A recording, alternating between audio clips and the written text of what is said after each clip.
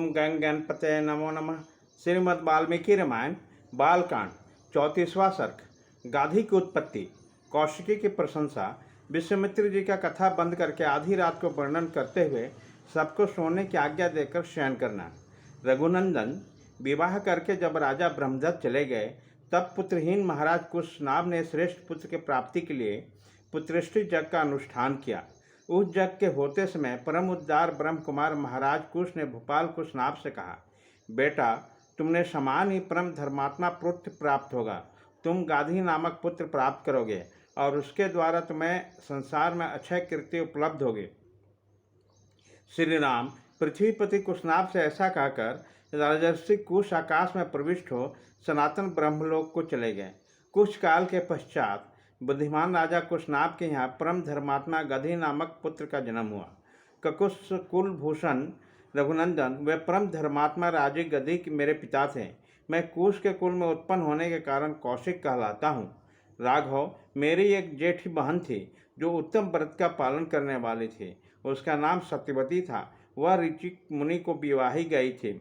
अपने पति के अनुसरण करने वाली सत्यवती शरीर सहित स्वर्गलोक को चली गई। वहीं परम उद्धार महानदी कौशिकी के रूप में प्रकट होकर इस भूतल पर प्रवाहित होती है।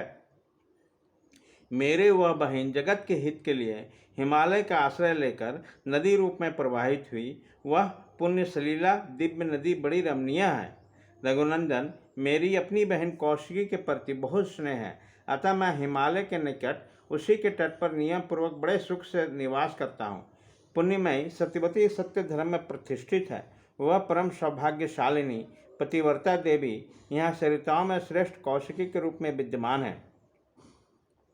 श्री राम मैं यज्ञ संबंधी नियम की सिद्धि के लिए मैं अपनी बहन का सानिध्य छोड़कर सिद्धाश्रम बक्सर में आया था। अब तुम्हारे तेज से मुझे वह सिद्धि प्राप्त हो गई है।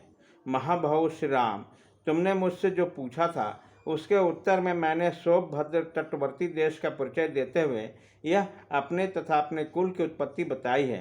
काकुश मेरी कथा कहते कहते आधी रात बीत गई है। अब थोड़ी नींद ले लो, तुम्हारा कल्याण हो। मैं चाहता हूँ अधिक जागरण के कारण हमारी यात्रा में विघ्न नहीं पड़े। सारे वृक्ष निष्कंप जान पड़ते हैं, इसका एक पता भी नहीं हिलता है। पशु पक्षी अपने वास स्थान में छिपकर बसेरे लेते हैं। रघुनंदन रात्रि के अंधकार से संपूर्ण दिशाएं व्याप्त हो रही है। धीरे धीरे संध्या दूर चली गई।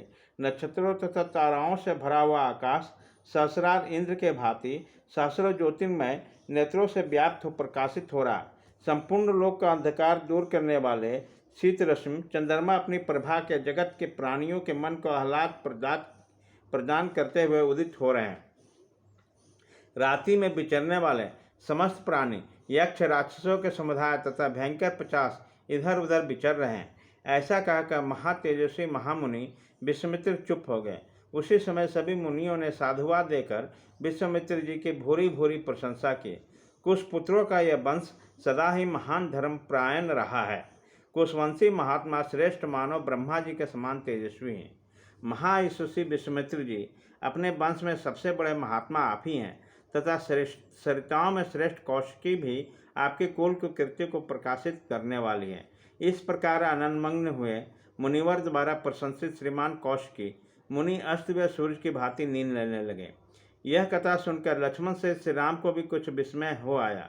वे भी मुनिश्रेष्ठ विश्वामित्र की सराहना करके नींद लेने लगे।